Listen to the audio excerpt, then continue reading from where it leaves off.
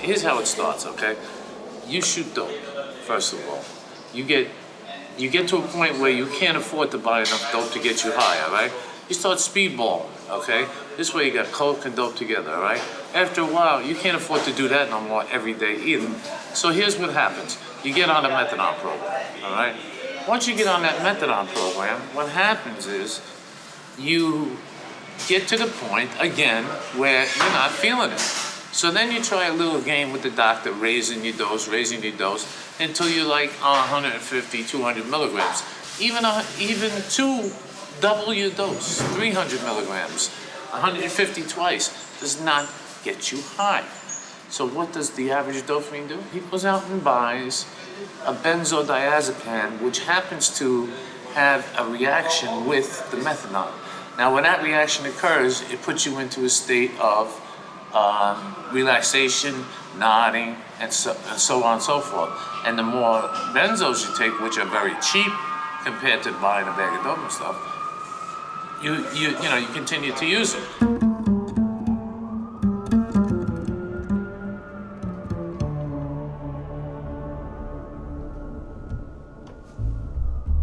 By the time someone has gone from heroin to speedballs, methadone, and prescription drugs, the magic is over. The fantasy now is what other people might call a routine day.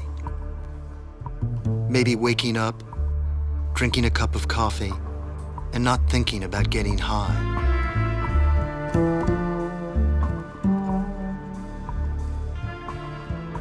Imagine a place where the most ordinary day of the life that you know was a fantasy.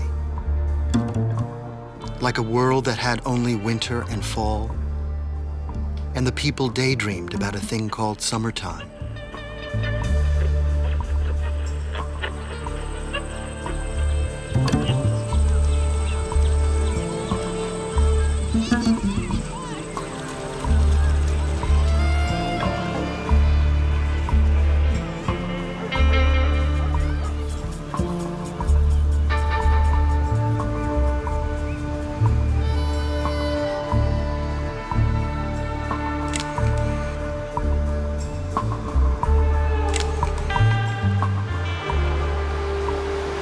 Because for a long time, this used to be where I lived. This was my apartment. People used to bring flowers. Would you believe? Flowers! They used to bring flowers up here. You know, like it was my living room. I had an instant TV sitting up here. Instant. You know, are you okay? They used to wake me up. Wake me up. They say, hey, here. You know, want a cup of coffee? Are you okay? Then you got hoodlums that runs out at night. I didn't realize in the drug world, late at night, it's another world in itself. It's a whole different territory. The worst things of drugs, this is the worst one right here, is when you have your stuff on. See, like over on the stick.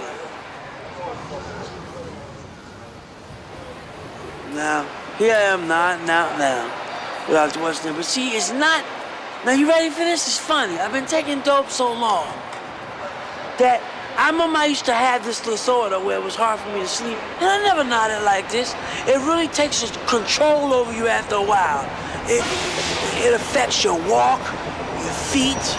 You will lose your job. Basically, your home, let me tell you something. When you work hard in the streets, when you go home, kids, home is your paradise. I don't care if you only got 2 nickels to rub together. You got love and you got 3 kids. That is your powerhouse.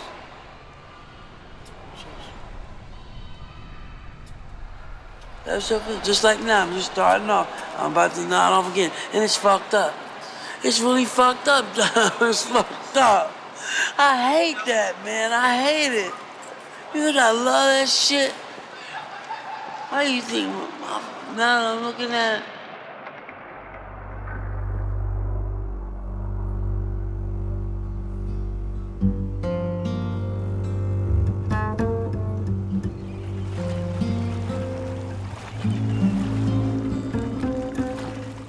my wife's sister, Kathy, became a heroin addict, she was totally focused on the drug. Nothing else mattered, and nothing seemed capable of stopping her from using, until the overdose that killed her.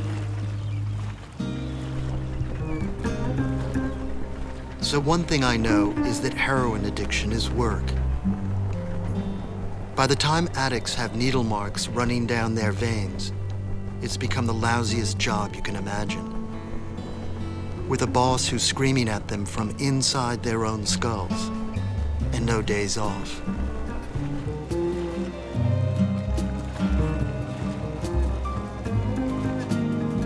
That's when some junkies finally say they want to cross over to straight land, where people have kids and pets at home, a soft chair for watching TV, and dinner on the table. And that sounds like paradise.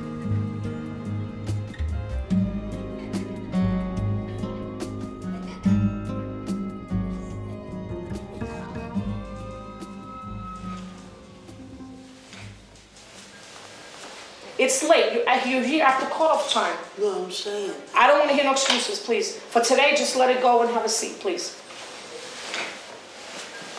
Okay? And you must stay awake and aware in group. And that's not only for Steven. I'm talking about every single one of you here. If you cannot stay awake and aware, you must. Yes, please leave, okay? There is no nodding. There is no sleeping. I don't want to hear that you didn't sleep last night. Please.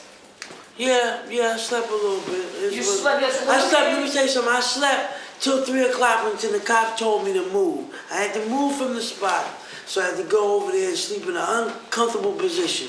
So whether you're sleeping or if you're in a uncomfortable position, you're always paranoid, looking over your head late at night because things happen. But please, if you can't stay awake and alert for 1 hour, then do not come to this group because I refuse to lose 15 other people for one person or 2 people. I know this is, people are gonna say, well, Millie, this is a group for addicts. I know that. But for a moment, you have to be a little lucid. You have to be a little aware, okay? This hour that we have here could basically save someone's life.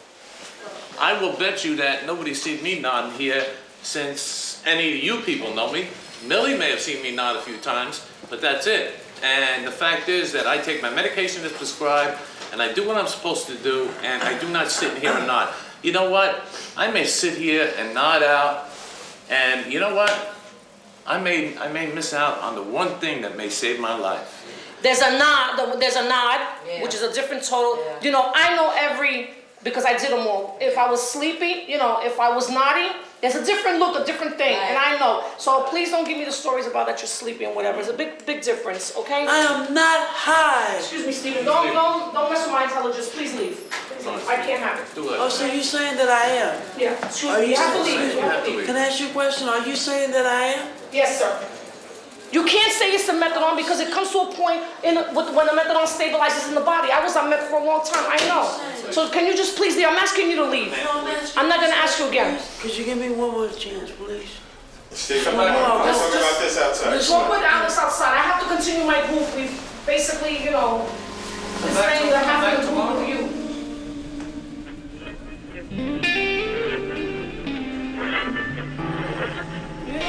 People gotta start getting fucking honest with themselves and stop the bullshitting. And you know, we're not fucking teenagers, we're grown people.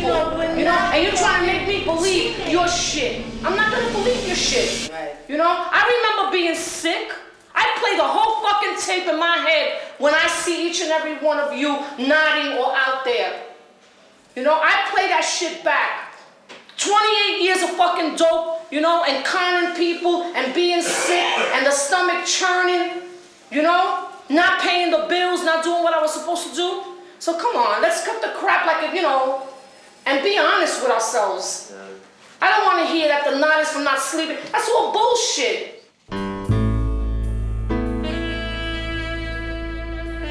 I'd smoke the crack and then have to take heroin to bring me down because I was so zooted out of my mind, and to be able to at least get my head together so I could scheme on how I was going to get, you know, more money to do it, you know, to do the crack. Again, I had to come down. So the heroin brought me down. So I did both. I had a double thing.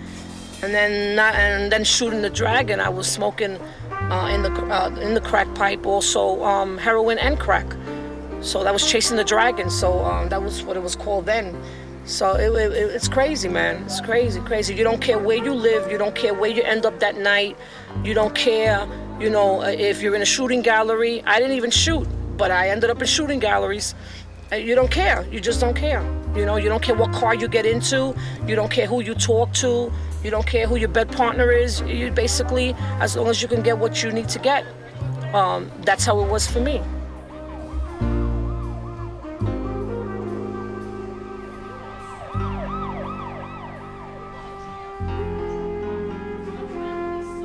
Millie doesn't run the group like an outsider.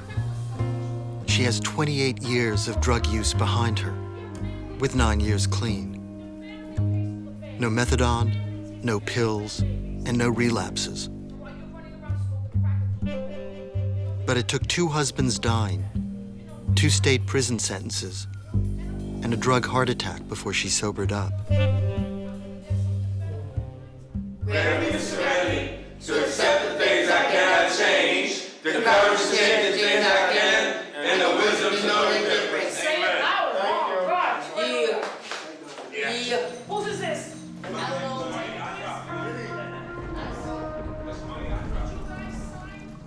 Black tar heroin, morphine, crack, cough syrup with Vicodin.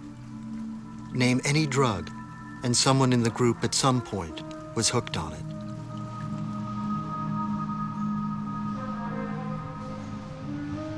If a group member's drug of choice was heroin, they're probably on methadone.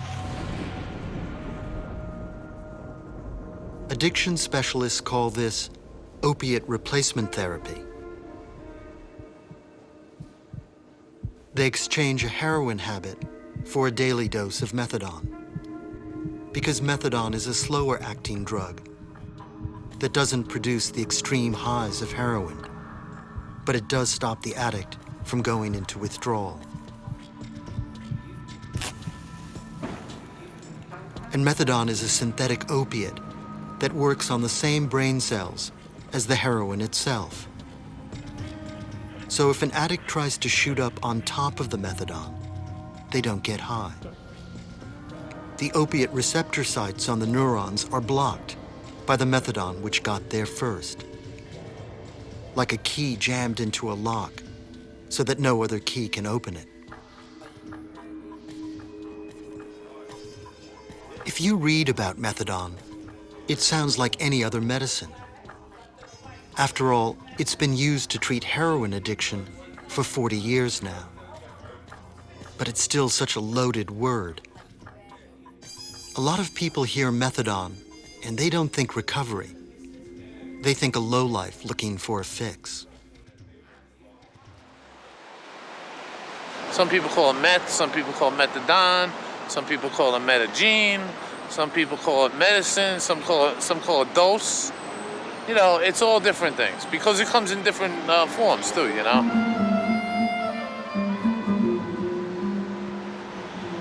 But nowadays, methadone programs, which used to level off at 80 milligrams in New York and in New Jersey 100 milligrams, now have no ceiling really. There are people on clinics in different parts of New York, I won't mention no names, my particular clinic won't go too high, but there are people that are on 300 milligrams of methadone. Now that's a Methadonian, you know why? Because that person walks around like a zombie all day, and when you say, what the hell are you high on? Methadone, and that's it. They're a methadone robot, and that's that.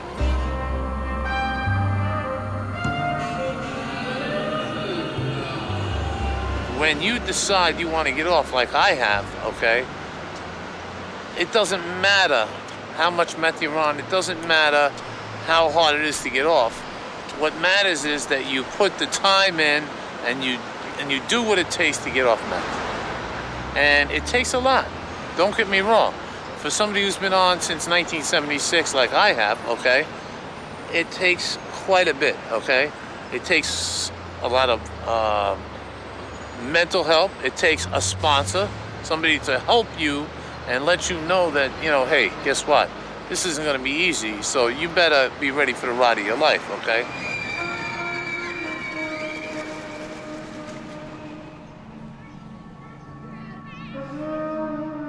Bill is 48 years old and has spent 27 of those years on methadone. When he graduated from his Catholic high school, he was already a dealer and a heroin addict. Then came Vietnam, psych wards, prisons, and detox centers. He owned a gas station for a while and drove for the Teamsters before he lost everything to a pill habit.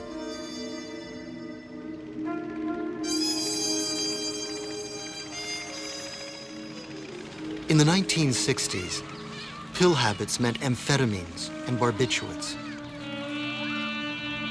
But today, the more common pill addictions are to benzodiazepines, a class of anti-anxiety drugs. In Methadonia, they're called sticks, benzos, and footballs. You take a couple of them after a dose of methadone, and the high is almost as good as a bag of heroin.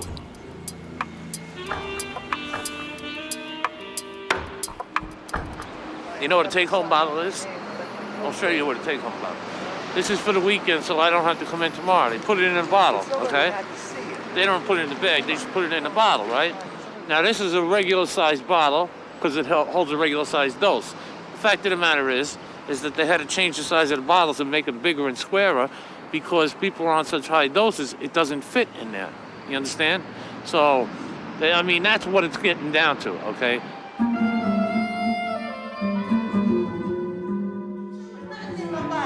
I'm going to sing you one of my songs.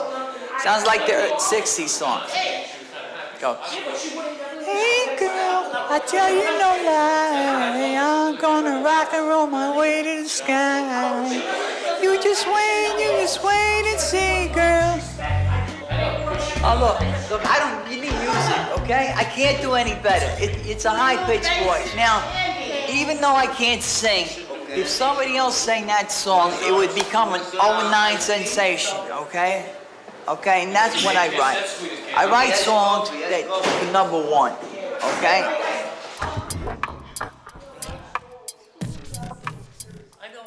George has serious mood swings, but most people in the group like him. His ex-wife is dying of cancer, which is no good for anyone's state of mind. But even so, he's on a lot of other medications in addition to methadone. He's been prescribed Klonopin for anxiety, Paxil for depression, and another drug with a name he can't remember for the voices he occasionally hears. Even if George's mind wanders a little, he likes talking about the past and rock and roll. And I used to keep my hair long, okay? What do you call it? The mullet hair they call it, back in the 80s. 70s, 80s and shit. Paul McCartney, David Bowie, what's his name? Billy Ray Cyrus. He used to wear like that. Some of the wrestlers, you know, and it would attract girls, man, like crazy. You know? It would attract guys, you know? I called him up one time. But 4 weeks later, I gotta go to Hair Club for Men, you know? one of his friends that job? Gotta get some hair.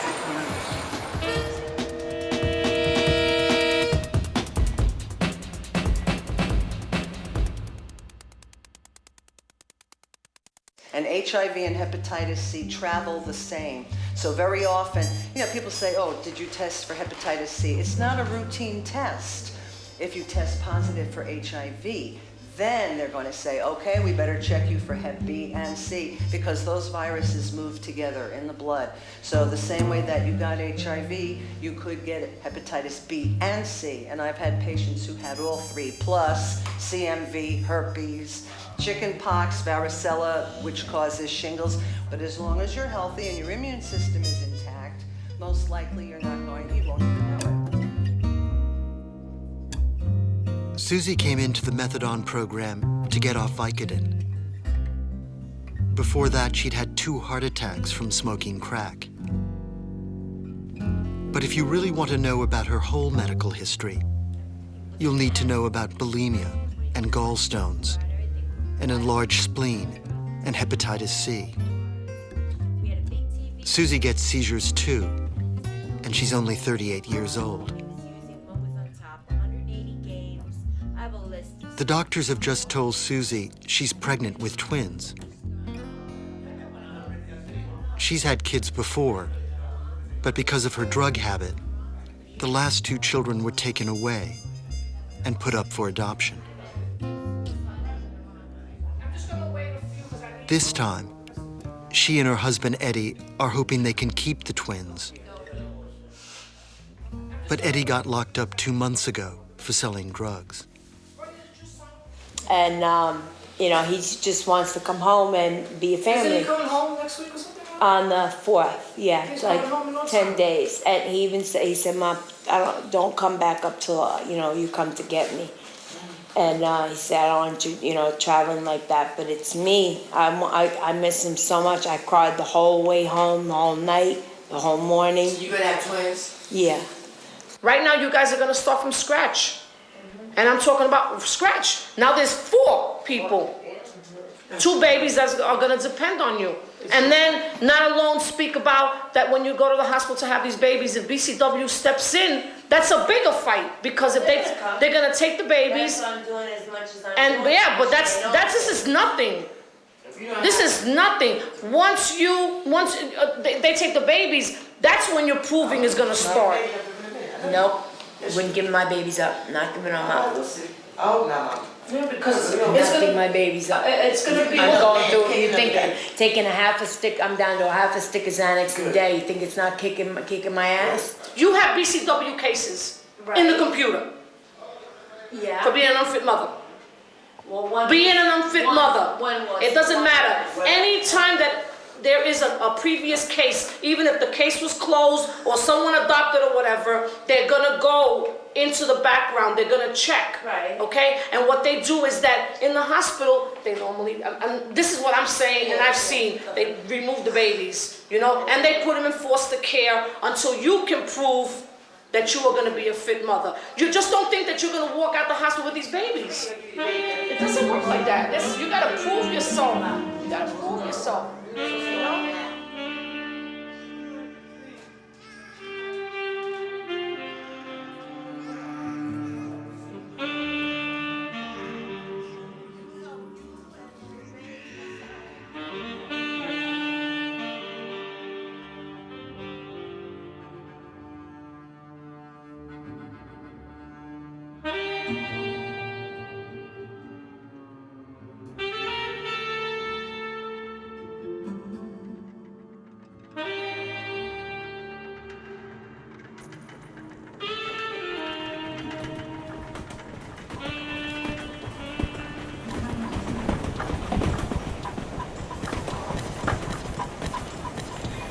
A week later, Susie's husband Eddie gets out of prison.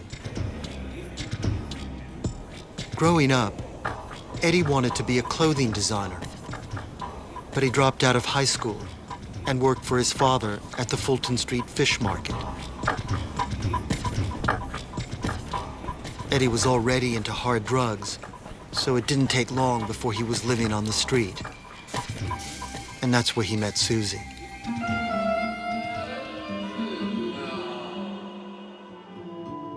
I mean, I used to love getting high. I love the feeling, I love the sensation. Oh, and the feelings of pills, what the pills does now with the meth, it makes you feel like, to me, because she never did heroin, she was on Hycodane. But to me, it makes it close to a bag of dope. You know, a bag of dope comes, you get the same feeling almost when you take a pill and you take a methadone at the same time. Oh, it's a rush, feeling. but I'm just taking barely enough just to survive, you know? I'm not taking, abusing it like I used to be. I wind up in 6 ODs. I had 6 ODs. She was there for a couple of them. They made him drink the whole charcoal thing, and I'm sitting there putting the straw in his mouth going, wake up, wake up, wake up. This fat. No, they want you to go through the withdrawals, cold turkey, and which restraints are. Come on. That's the lady did to what you call it, that to that lady Billie Holiday, back in the days when it was back in the 60s. Back in the 60s, it was worse back then because they make you kick in a straitjacket. They put you in a rubber room. Oh my God. They put you in a rubber room, yeah, and they put a straitjacket on you. And you know who played Billie Holiday in that movie? It was Dinah Ross. Dinah Ross, she played it so good. I thought Billie Holiday She was like this, her hair was rolling around. She was like, you know, what day was what? She was totally out of it. I mean, that was horrible what they did to her. Billie Holiday was the man. What? I thought Billie Holiday. No, Billie Holiday is an actress an actress that got hooked on. She was into what you call it Heroin. You know, freebasing. No, she was into that business. You know, she was into the what you call it business. You know, what's that word for it? I can't think of the word. She was in the entertainment biz. She was an entertainer. You know, she was an entertainer. Excuse me. She was an entertainer, and she just what you call it. You know, she just got hooked on heroin, and when she got hooked on the heroin, she started, you know, being high on the sets and all that she was coming on, and then they send her away, and they call her sending her away. They call it detox. Then was a rubber room and a straight jacket. Real detox, all right. That's going cold turkey, you know. So me being strapped down to the bed, you know, while I'm going through withdrawal because they just gave me Narcan, it felt like if I was Billie Holiday for a second there.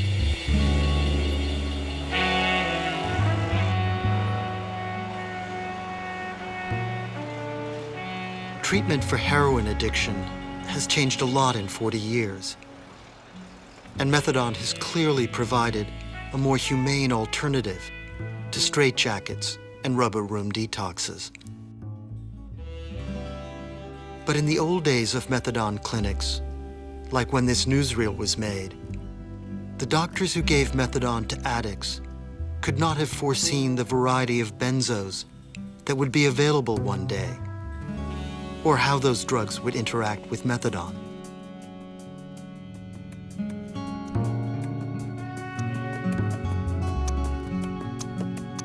Valium was the first popular benzo. Today in Methadonia, the benzos of choice seem to be Xanax and Klonopin. They're officially produced for reducing anxiety. Klonopin also prevents seizures. The surprise is that benzos not only make a perfect chaser with methadone, they're also available everywhere. Doctors prescribe them to addicts in recovery because recovery usually brings insomnia and anxiety. Even when they're taken without methadone, addicts say that benzos are as addictive as opiates. They may be legal pharmaceuticals, but they can have a double life as a street drug.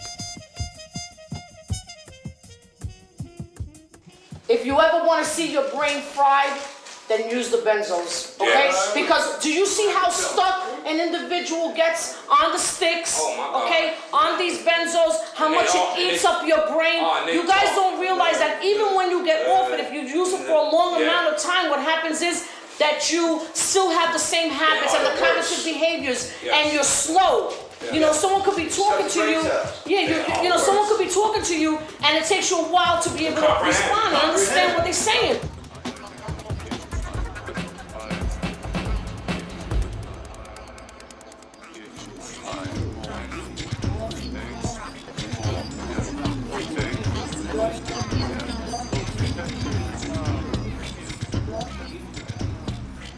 Steve grew up in a large family on the Jersey side of the Hudson.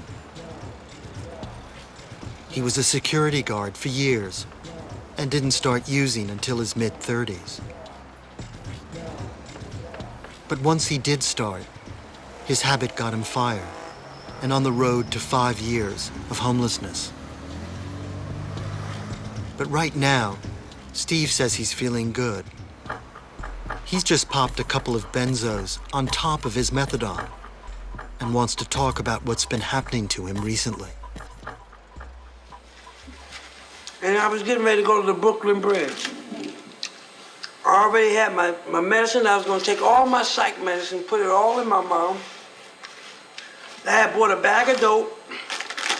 I had bought 2 bags. I was gonna do the 2 bags, swallow all my pills, wait a few minutes, get a hot coffee for the last time, and I was gonna try to jump off the Brooklyn Bridge. I said, well, fuck, if that don't work, I'm going down to the subway station.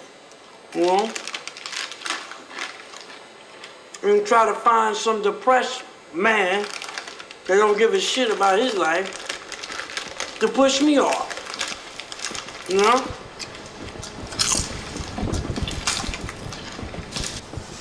And never say never. I don't give a damn who you is. Never say never. Because I would never think I would be in this predicament right now. I was that same one at 34, going on 35 years. I've been around people doing drugs. People was snorting coke, dope, shooting everything in front of me. I'm like, oh shit, I don't see how you can do that shit. Trust me, when I got hooked, they couldn't do that shit in front of me because I would want some.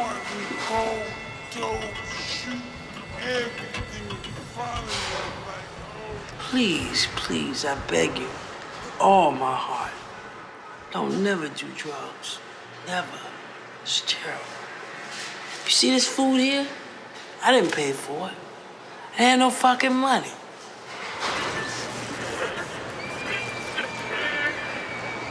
Another thing that drugs do to you, it really fucks with the mind. Cause it almost makes you believe that you actually was like Mr. Bojangles, Mr. Happy-Go-Lucky businessman. Yes, may I have another cup of coffee, please? Oh, thank you very much. And you leave a $20 tip, and that's great. No, you're a junkie, stoned out junkie. You're on a methadone, and you're taking all those damn pills, and it's telling you all crazy shit.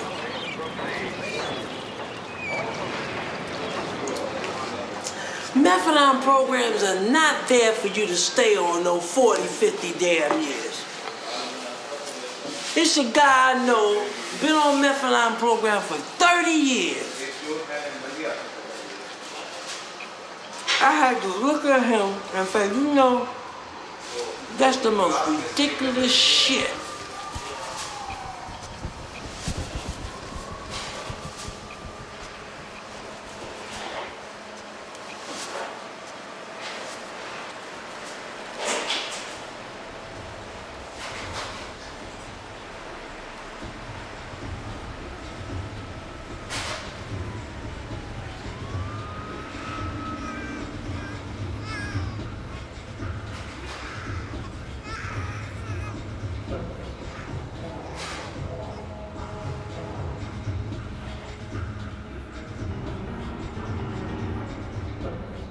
Junkies can be cutting edge when it comes to experimenting with body chemistry.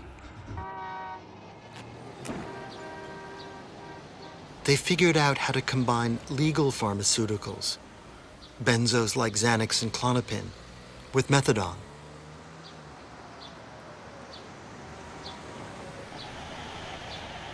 It's the ultimate junkie scam. If you know what you're doing, you can improvise a high that's as good as any illegal opiate.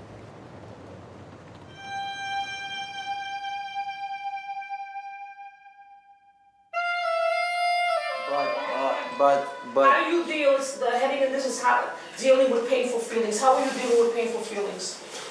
How do I deal with painful feelings? Yeah, how are you dealing with them today? I usually get high. I usually get high. I usually get high. I usually get high. You're high now, right? Yeah. Yeah. It seems to me, man, that you just don't like to be active in life because all that shit pulls your ass right out of life. You're not participating in nothing. It's like you wake up just to tune out. I want you to call, what you call it, St. John's. But the critical point, hold on, put your hand down. The critical point for us is when you come out of rehab, when you come out of long-term, what are you gonna do with this idle time? What are you gonna do during the time that you were busy getting high? Okay, you had said that, you know, you were ready for school to do the computer thing. It was gonna be free. So you need to start doing that, you know, planning for when you come out. But, you know, people just don't want to see it, you know. The damn pills are going to kill you. It's not the meth, it's not the heroin, you know, it's the pills. These pills today, in conjunction with the methadone, in conjunction with having hepatitis C, and with the virus, with heart trouble, okay? And a lot of you know, maybe don't realize it, but some of your peers here have mental issues too.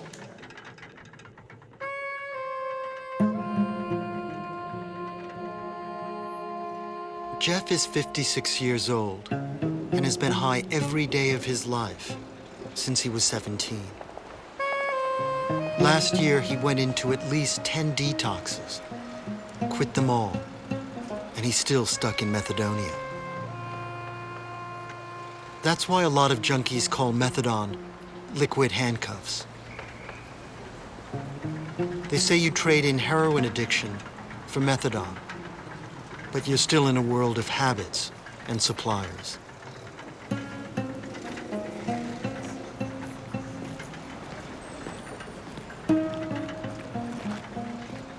Methadone is a pharmaceutical. Pharmaceutical comes from the Greek word pharmakon, which means medicine. But pharmakon also means poison. Quiet! Go ahead. Okay. Methadone can be more than one thing, too. It's either the end of an addiction nightmare, or it's a new way to get high, and one more obstacle to cleaning up. There is no need for awareness, no need. Awareness is the first step toward positive change and growth. I hope I can, stop, taking pills and everything, and I hope I find my higher power. I just heard a half hour ago, Jeff burned down the whole place. So shut it down. He burned down the whole apartment. He burned down my color TV. He burned down the little table I had, the mirror table. The holes that are in the house. I mean, how many times you burnt holes in the floor? Yeah, you know. And the beer bottles. Pops his pills, takes beer, you know. He's never gonna learn, you know? George, take it easy.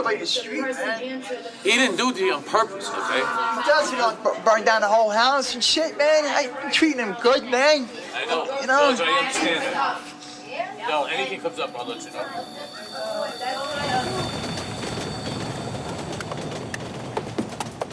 George has been Jeff's roommate for the last few months. But on weekends, he sometimes takes care of his ex-wife, the one who has terminal cancer. That's why George only heard about the fire this morning. You know, I'm getting to think this is bullshit.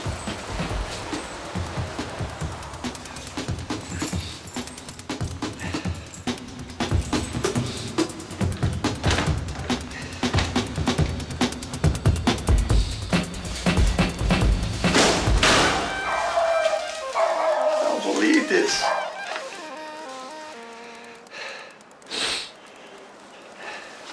You know, he's put me homeless. Why? Why? I stay clean. And I don't deserve this, man. Nobody deserves this. Nobody deserves this. Nobody deserves this.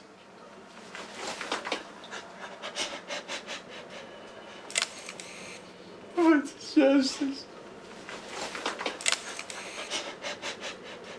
Oh, God. Oh, God. Man, if I knew what kind of person he was, Unflinching.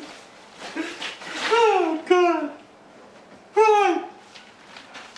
Why? Look at this. Look at this.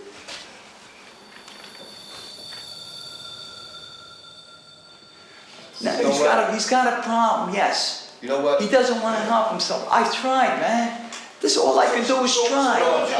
Okay? I don't hate the man. I'm grateful he put me up.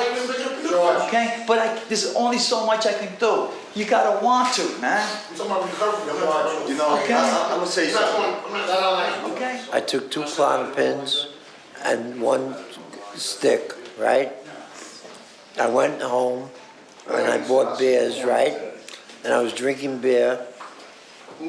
And what it caught, I laid down and watched TV and I lit a cigarette, and next thing I know, I woke up in flames. Stop waking up smoking cigarettes, god damn. I thought we all learned that lesson. Sold my other one for $2. I looked at my theory. I'm still waiting for the judge. Looked out the window, couldn't find it. Okay, but I'm waiting on thing the is, funds. I could think that this people you must vegan? people do that. Furniture, they're gonna get me furniture. People must have ran in, fucking took the TV. They took take the that clothes. money and make money off it.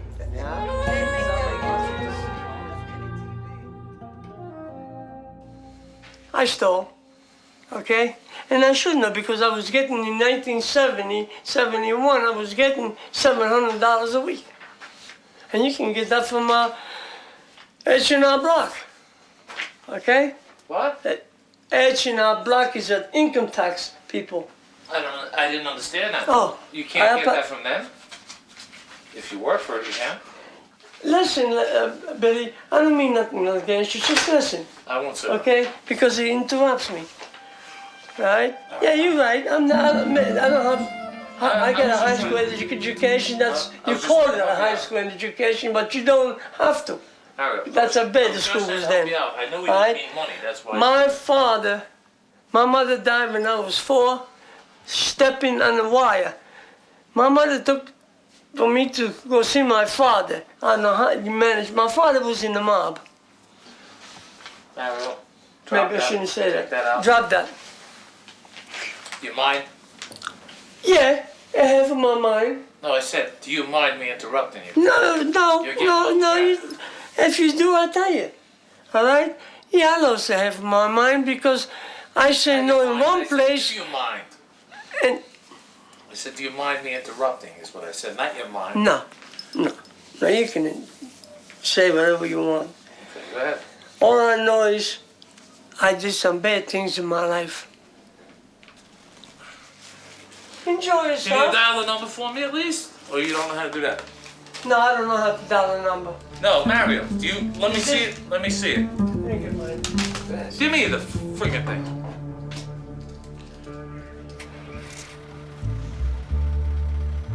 Mario's explanations don't always clear things up, but apparently he used to work as a tractor-trailer driver.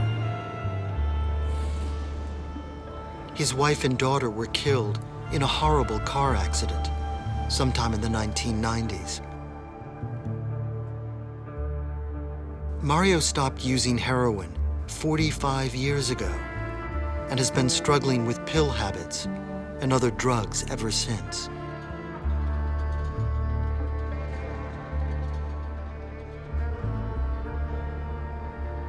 How can it be that people take so long to return to normal life? That's Methadonia. Just because an addict moves in doesn't mean there's any such thing as moving back out. Addiction happens in the brain, and it can fold up an entire life until it fits inside a man's head. He's in there by himself. So sit still. Let your eyes adjust. You can see the action if you watch closely.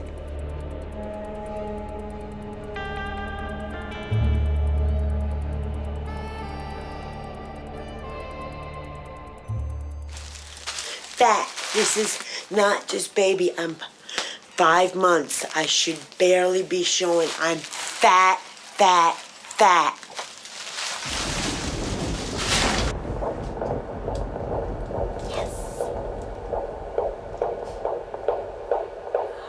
I love that sound. You don't know.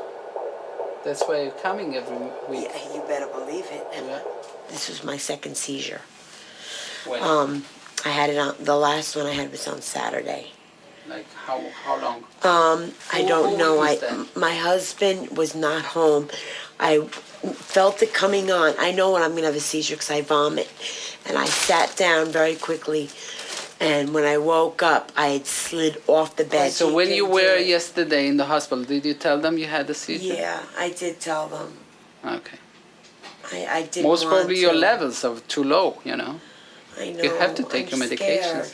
I'm scared. Yeah, Because but I'm on the methadone. I'm on so much medication. But the worst that you can imagine is having a seizure. Right, and Dr. O'Reilly Green got mad at me last time. That's why I didn't want to tell him. Because he said, you can't be stopping medication because that can hurt the baby more than the medication. Obviously it didn't help since you don't take it. No, I got scared. But I didn't have the Klonopin, but my life right now is Eddie and this baby. You know, the other two that were adopted, I miss Joey especially. I miss Christina, but I never really got to know her. But Joey, I miss very, very much. I love all my kids, but they're very well taken care of. All of them are very well taken care of. I don't lose sleep over it. They're all taken care of. But right now, my life is Eddie and Leah.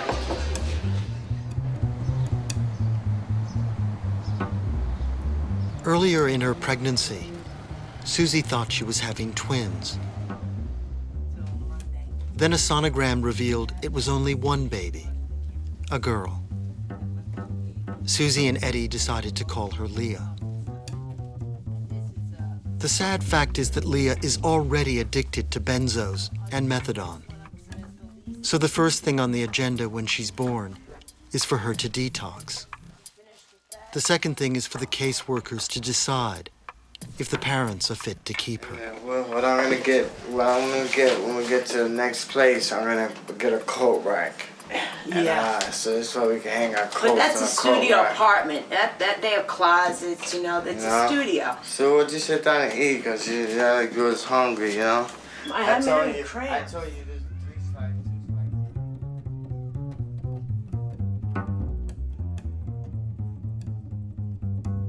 When I used to think that, you know, when it just was being said was to kids, what do you want to be when you grow up? Would you want to be in military?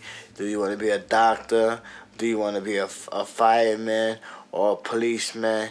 Nobody ever thought that when they grow up, they wanted to be a junkie. And that's what turned out with my life. I turned out to be a junkie. I didn't turn out to be anybody important. I didn't turn out to be a part of a thing that helps people. I'm limited. The drugs that I'm on, I'm limited to do the things that I do. I can't do as much. I can't even really work because the effects the drugs have on me. And it's gonna be with me the rest of my life, you know.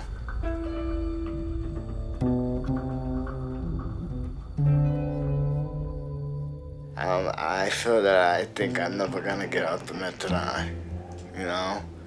I feel because it's gonna take me 6 months, and I can't take that 6 months of fighting it, because it takes all your strength, and you're so weak, and you give in.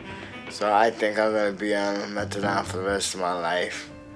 But I drink a lot of milk, you know, eat cereal, so this way my bones won't go that quick, you know, and I won't be walking with a cane, you know.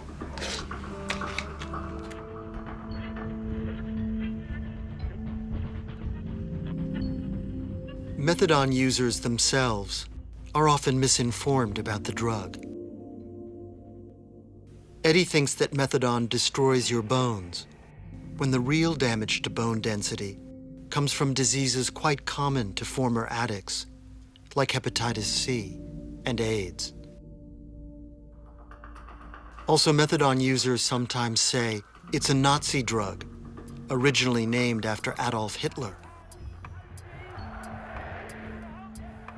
It's true that German researchers came up with methadone during World War II as a morphine substitute. And they did name their new drug Dolphine. But Dolphine doesn't come from Adolf. It's derived from the Latin word dolar for pain, and the French word fin for end.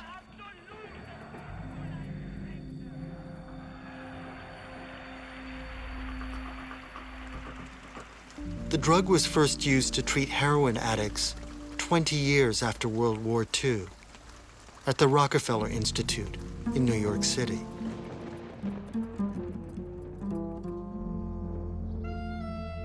Though it's controversial, many doctors say that some former addicts should stay on methadone for life. They say it's the only way to treat severe cases of the disease, and without it, relapse is unavoidable. Maybe methadone treatment alone needs to be thought of as the recovery, not just one step on the way to some elusive, complete cure.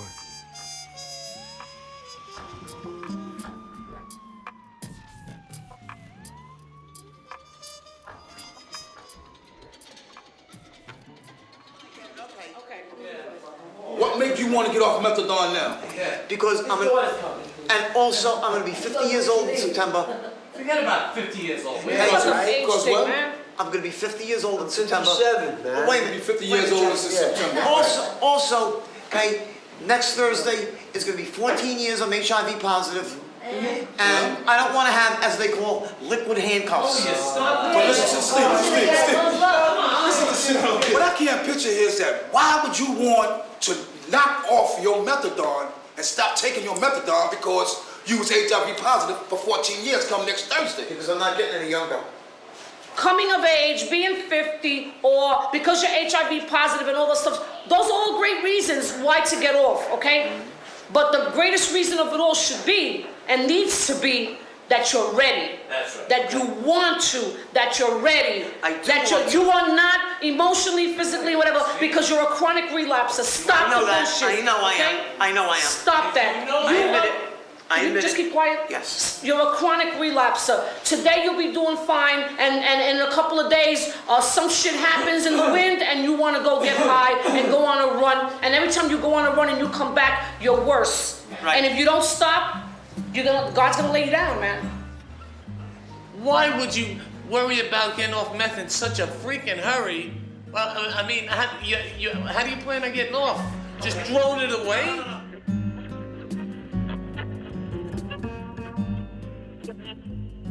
If a person could follow the regimen and just be on their medication and on their proper dosage and whatever, yes, you can have a productive, functional life, because I worked for a long time. Basically, I've worked all my life since the age of 13, and many of those years were spent on methadone, you know.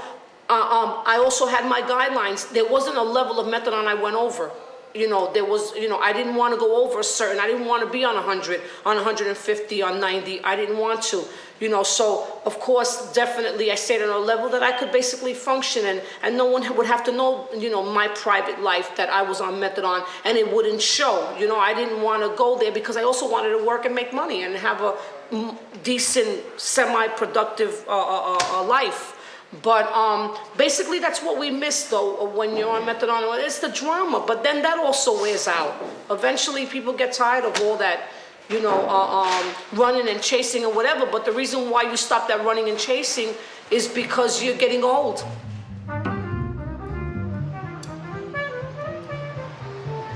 A lot changed since the last time I saw you, huh? When I was nodding out, everything was great until I nodded out. That was my breaking point. That was when it was time for me to change. And now I'm no longer homeless. I'm in a program now, and everything is well. When I get my money, I turn it over to them. They give me out allowance. It's funny that I thought I was gonna be triggered You know, I was gonna have the triggers yesterday when I got my check, but no desires at all to get high. But I was really messed up. Strung out on drugs, I was really messed up.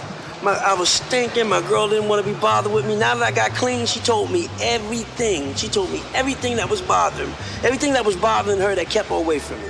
She said one day I was sitting there and little gnats was flying out my hair. I thought I looked good. That's how the drugs fool you. Drugs will fool you like that.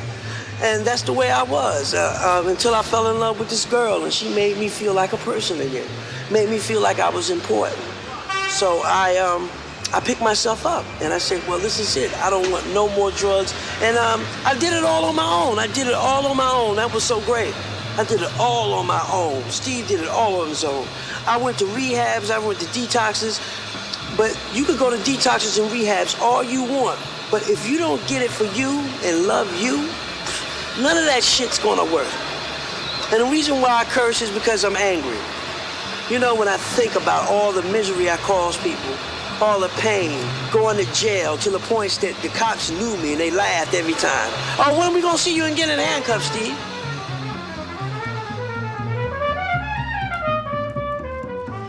You know, my girl was about to leave me. She had me in tears. She was saying, get your stuff together. I remember I was stinking so bad, my socks. I didn't mean for her to find them in the bathroom, but I forgot. When I stuffed them, I didn't realize they was gonna fall out. She smelled them, she threw up. They were so stinking. She could have left me on the stink socks alone. She could have left my ass on the stink socks alone. They were so funky. I'm gonna tell you, if you want the president out the White House, just throw a sock in there. His ass will run like hell, and he wouldn't come back.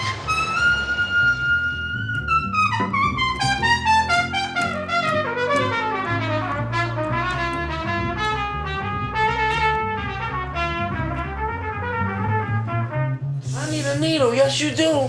I can't do this without no needle. Try it first. No, please, no. All right, okay. Sometimes so little. Right? I'm very sensitive. I'm very sensitive. Have you tried me first? No, but I'm very sensitive, though. I can't take too much pain. My girlfriend pinched me, I holler. Personally, I think if I give you a needle, you will hurt more than just, without the needle.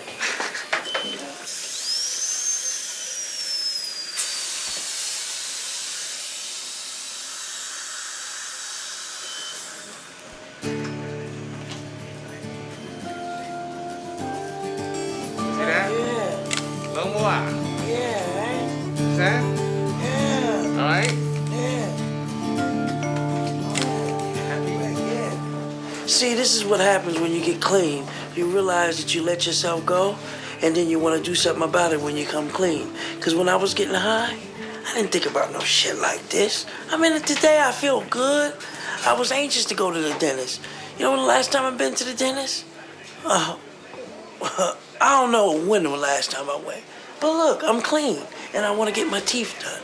Because, when you're an addict, you don't think about nothing. You don't think about nothing. All you think about is just getting high. Look, I'm clean, dressed up, nice. I was worried about them spilling something on my shirt. He's with me every day, and he helps me along my way. He's my guide when I'm in trouble. He's my guide when I'm lonely. He's my guide when I'm friendless. He's my friend, oh yes he is. Written by the late, great Sam Cooke. Beautiful music.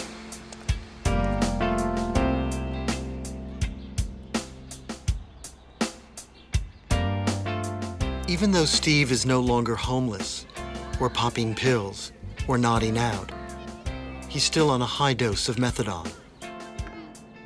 But now he's determined to get off that too. Apparently, methadone detox can be brutal, with many of the same symptoms as heroin withdrawal. Muscle and bone pain, chills, body cramps, vomiting, and diarrhea. Trying to go to the hospital? Yeah, immediately. Don't wait. Don't wait, now. Go. Oh, Leah, what's going on? Oh, my God, why am I so nauseous? Holy crap.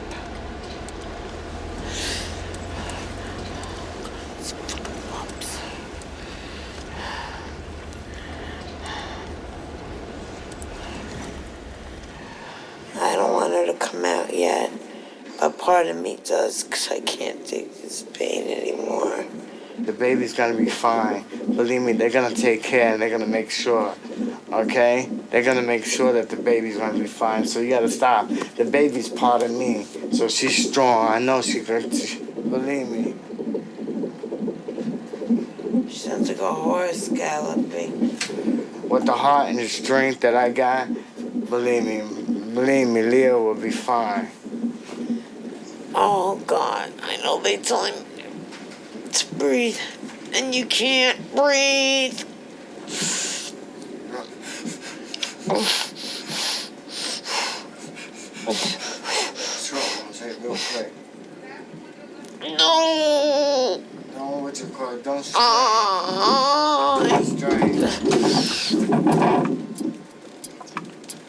Oh, shit. Oh.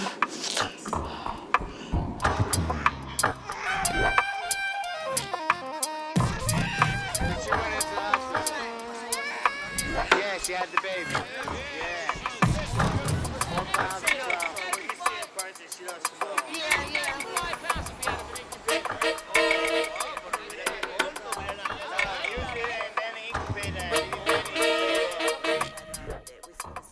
While Eddie and Susie are letting people know that Leah has arrived, no one can see her yet. She's 6 weeks premature, weighing 4 pounds and 2 ounces, and in the intensive care unit. She's, and plus, you know, enough money, you know, in case I need anything. My husband went yesterday.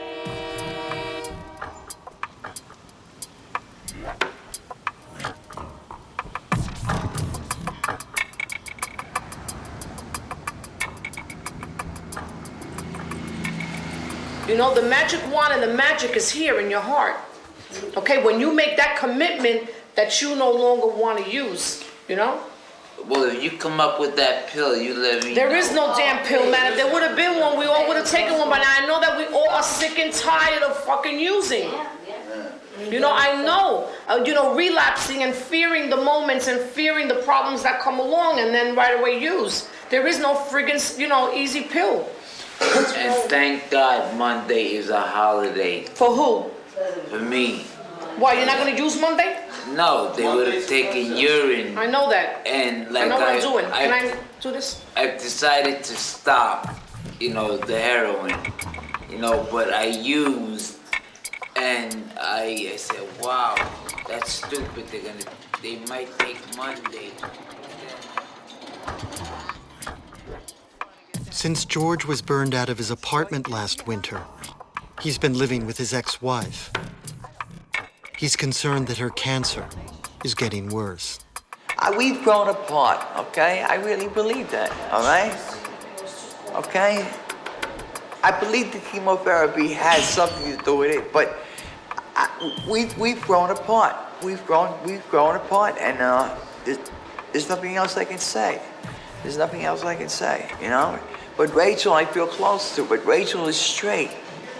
And it's nice to go out with a straight chick, you know?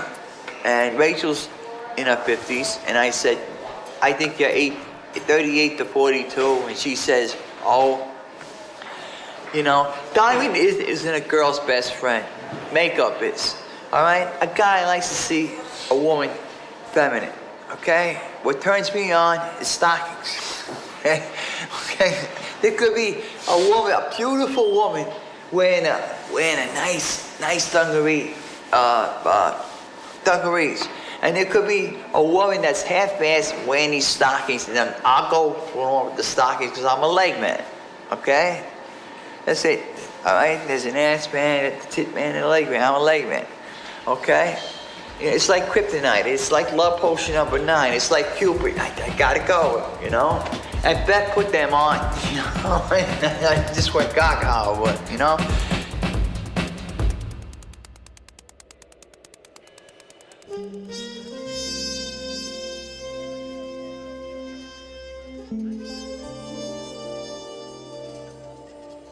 George's own health doesn't seem so good either, and his mood swings are getting wilder.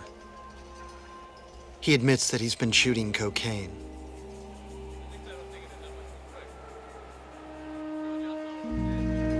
Eventually, people get tired of all that, you know, running and chasing or whatever, but the reason why you stop that running and chasing is because you're getting old.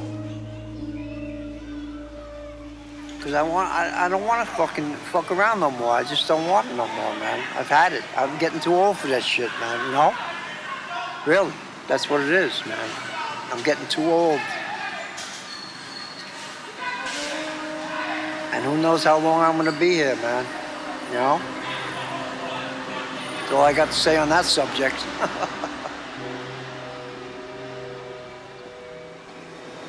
I'd like to get another apartment, man. Because the YMCA, man, it just ain't getting it. It's just, see, I'm telling you, I was bugging yesterday, man. I was going literally out of my mind in that fucking room. I was bugging yesterday, man. Should have seen me. I was a basket case in that room. Should have seen me. But other than that, man, I feel all right now, you know? I feel much better, man. That I got out today, you know, sitting with you. That was really nice of you to take me out for breakfast. That was very nice. Thank you. So he has a strike, that's one strike. His age is another strike. A few days later, Jeff was so high in group that he pulled a knife on another client who was hassling him. Jeff was suspended from the group.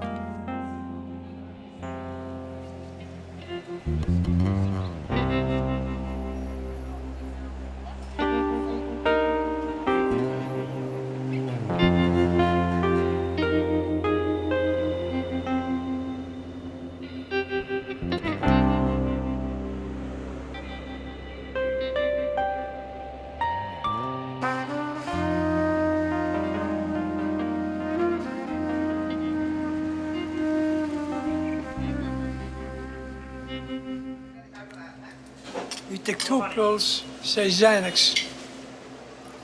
15 minutes later, with your methadone, you like this. You know? Months ago, Mario said that he took a pill now and then. Much later, he admitted that he'd been doing up to 12 benzos a day with his methadone. They have a saying in recovery: you're only as sick as your secret. Mario's secret put him in the hospital. 6 weeks later, he came out looking like a poster boy for detox. Wow. Look at him. Yes. We are so glad to see you. Wow. Fantastic. Oh my God. You saved your life. You saved your life. Oh my God. I got my diploma. Yeah. I'm so proud. Yes. And Great, Mario. I'm ready to come to the meetings. I'm going to be here every day. Here, St. Mark's. Isn't that something? And looking to get a job. I mean, that's So I take one step at a time. But I'm free of drugs. The only thing I'm on is methadone, and that's going to be next. everything. You look like your old self, right? This is how you feel. I feel great. I feel good. My mind is clear. You don't know. I can't even begin to tell you. You look great, you feel great, and in order to keep that glow, because now you have the glow, that's what we call a person when they stay, that's what it is, that's what you get a certain glow. But you don't know. Yeah. My mind is so clear. Yeah, you don't have that grayish color, you don't have nothing, you're just glowing and shining like a new person. And I've been through hell. I know but you you know did. what? But it's worth it. And you It's worth stayed. And I stayed And every you day. I went stayed. to the meetings. There like 10, 15 meetings a day. I know, I went I know. through it.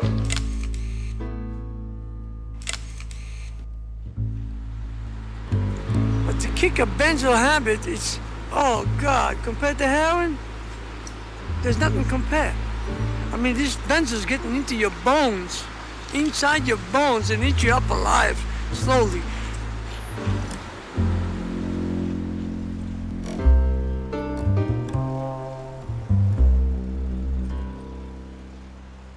A few days later, There's a rumor that Mario is buying pills again.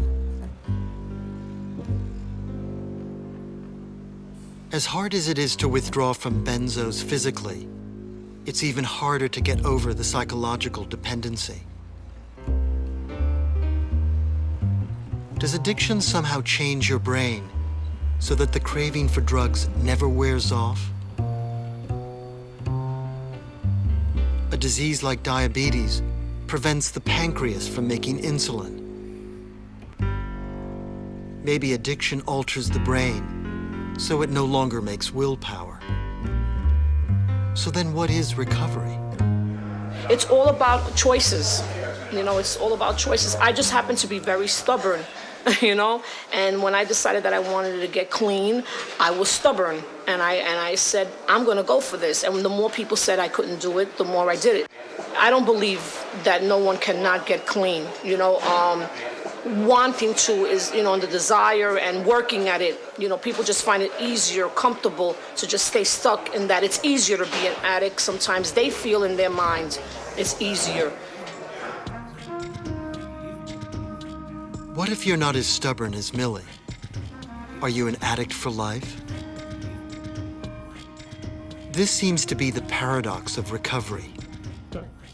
It takes effort to beat addiction, but drugs are steadily beating down your ability to make an effort. The more effort you need, the less you have.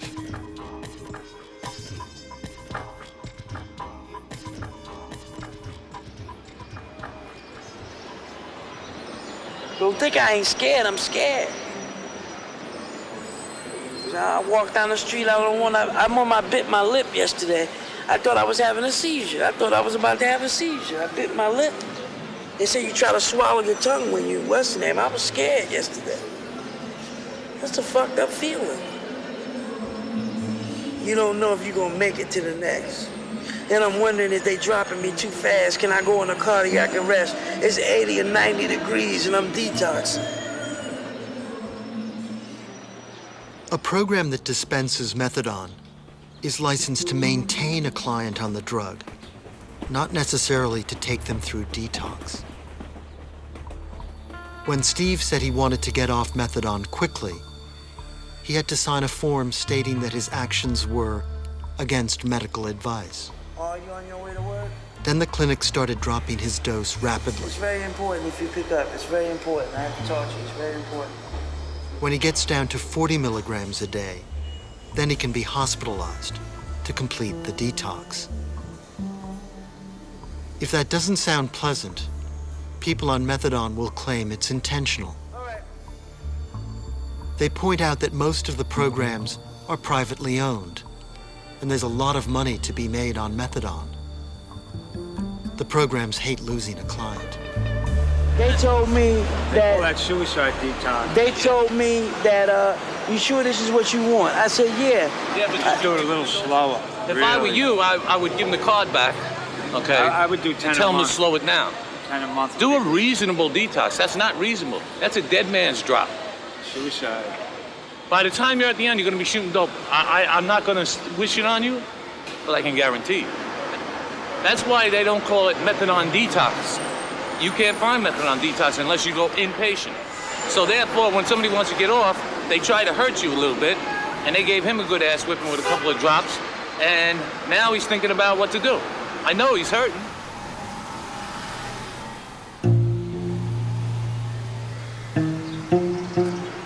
I feel real bad. It's like destroying my whole life. Methadone is the worst thing you can get on. Cause they treat you like fucking shit once they get you hooked. You're nothing but a junkie. Come get your fix in the morning. And I want to be a normal citizen. Now I'm on 60 today. Today is when they hit me with 60. And I feel like shit. I'm being honest with you, I'm very suicidal right now. Because if I don't have something to make me happy, to make me worth living for, and I'm in a lot of pain. This methadone, what they want me to come back to beg and plead, oh no, I can't take it, put me back on. Yes, they want me to do that so they can have me back in their clinches, liquid handcuffs. But I would rather drop dead with this shit on me than to ever go back.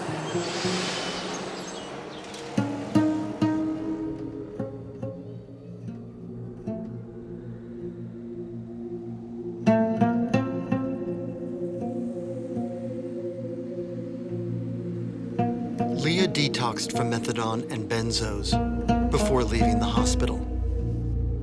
It took 6 weeks. Normally, that's how long it takes a baby to learn how to smile. Imagine knowing addiction and withdrawal before you even know how to smile.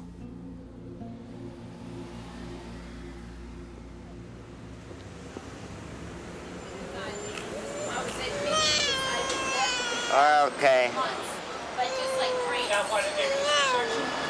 this is my shit season. Yeah, so this time I was screaming in pain. All of a sudden they examined me. I'm having a centimeter. I'm the best at that. Two can't beat me in that. I'm the best at that. I'm the best feeder. Oh, She'll tell you the truth. I'm the best feeder because I know how to burp her. And I'm doing, she passed to me and said, burp her please, Eddie, burp her. I know how to burp her and I know how to do this, you know? I really raised another kid, you know? There is a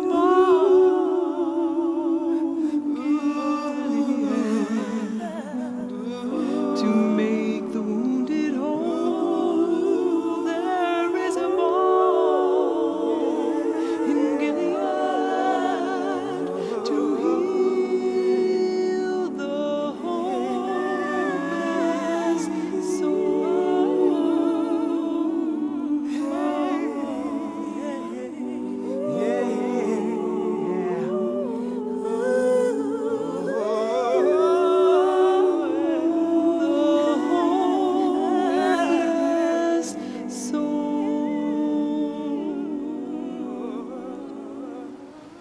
They're saying so many things. Could be this, could be that, could be that, could be this. You know, I've been through a CAT scan. What else?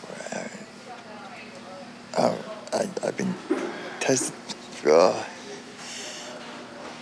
X-rayed. I went through it all.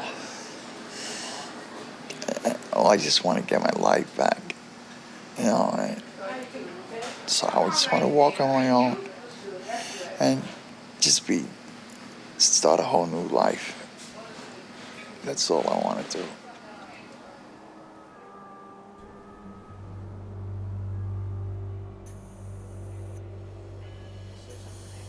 Hey, Billy. Hey, Michelle. Hey, Billy.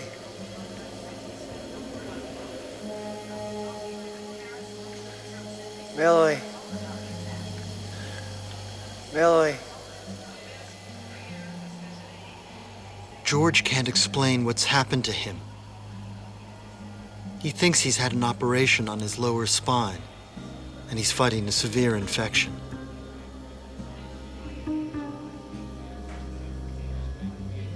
George is also paranoid and writes notes saying the hospital is trying to kill him by draining his blood.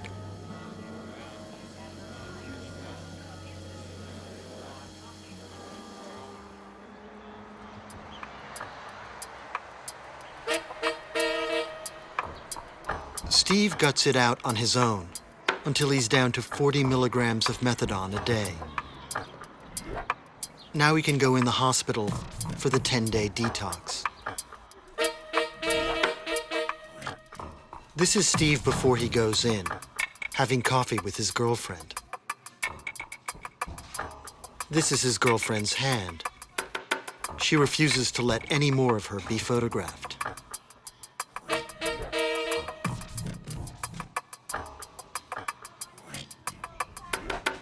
Steve can't be photographed or even visited in the hospital detox.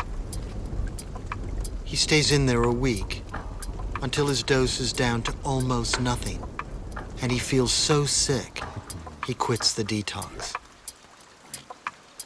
Steve goes back on methadone.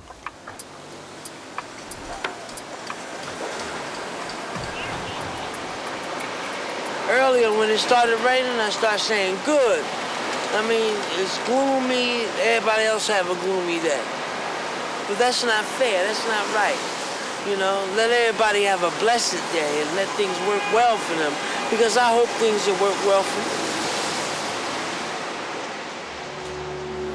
Yeah. I'm just real exhausted. My eyes can barely stay open. I haven't slept in about four or 5 days.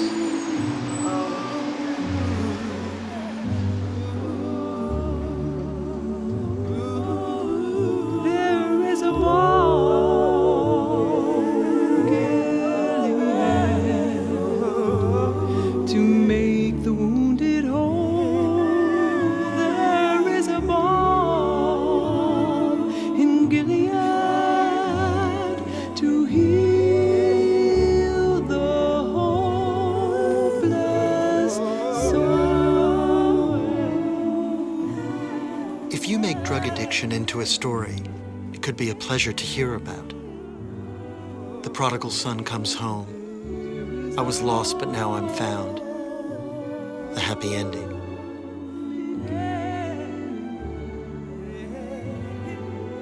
But a lot of recovery doesn't unfold like a story. It becomes too ordinary. The daily meetings, going to the clinic, relapsing, getting sick, cleaning up, and then using again.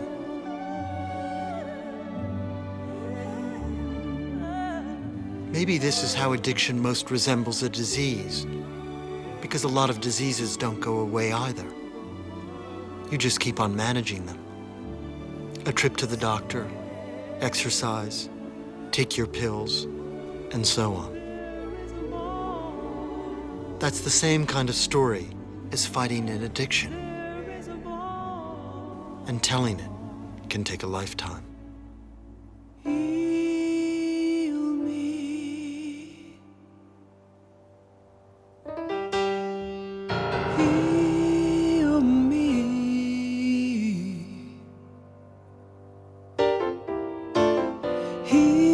Heal me.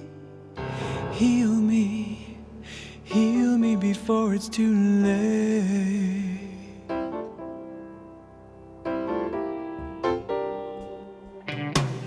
Heal me.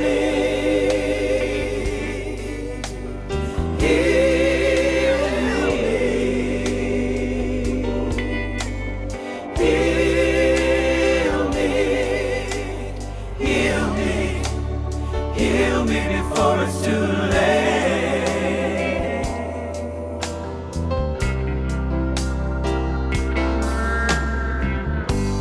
Laid bare before you, my heart and my mind. Truth is my witness, I left my scores all behind. My story's a whisper, a cloud in the sky. Heal me. Heal me. Heal me. Heal me. Heal me before it's too late.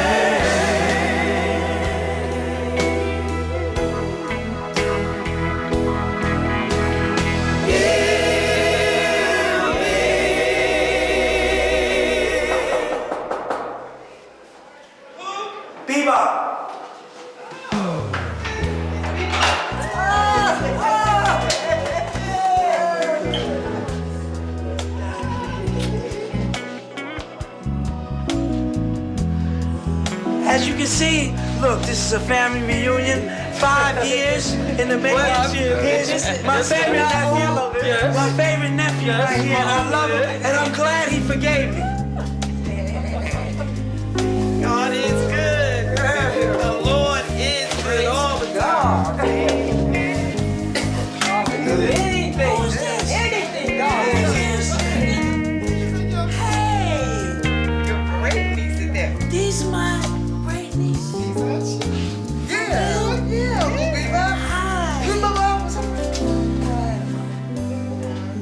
I had. She was little when you were that great